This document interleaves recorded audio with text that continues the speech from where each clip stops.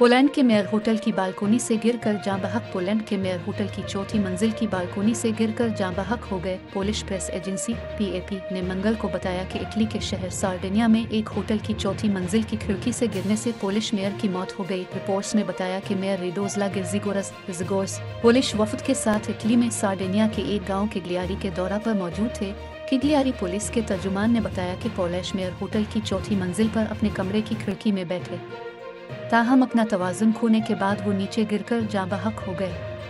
उन्होंने मजीद कहा कि मौत की खुदकुशी के तौर पर तफ्तीश नहीं की जा रही। 44 साला मेयर जनूबी पोलैंड के एक गांव जावर्जे के मेयर थे। गांव की म्यूनिसिपैलिटी की तरफ से एक प्रेस रिलीज में उनकी मौत को अफसोसनाक और बदकिस्मत हादसा करार दिया गया है।